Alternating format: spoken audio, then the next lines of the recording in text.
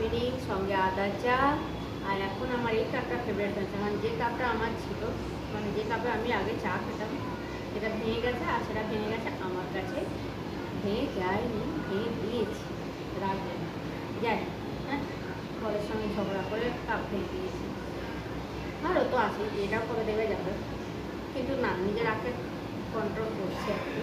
হ্যাঁ, কন্ট্রোল আমার রাগ হয় না, কিন্তু অতিরিক্ত হয়ে গেলে পরে তো মানুষ কী করবে, তাই আমার কোনো দোষ নাই, যত দোষ বলে, হ্যাঁ আমার কোনো দোষ নেই। যাই হোক, এখন খাচ্ছি আদা চা, তারপর ডিনার বানাতে যাব, শান্তি নাই জীবনে।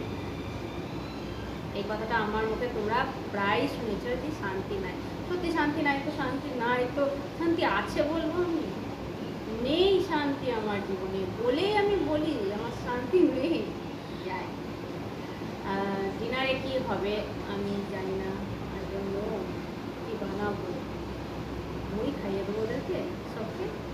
আমার ছেলে দুটো খেতে পারে না যে মুড়ি, বরকে আমার ইচ্ছে করে মুড়ি খাওয়াতে, পান্তা ভাত খাওয়াতে, কিন্তু আমার ছেলে দুটো পারে না। আমার ছেলে দুটোর জন্য রান্না করতে হবে, ছেলে দুটোর জন্য ভালো কিছু বানাতেও হবে, এই সুযোগে বরটাও পেয়ে যায় না, তো ওকে আমার ইচ্ছে করে পান্তা 10 দিনকার ভাত ওকে দিলা যাবে না, তো রোজ মুড়ি খাও।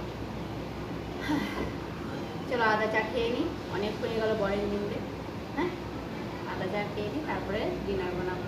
আর কি বানাবো সেটা দেখতেই পাবে, কারণ আমি পোস্ট তো করবোই তোমাদেরকে বিরক্ত করার জন্য। হ্যাঁ,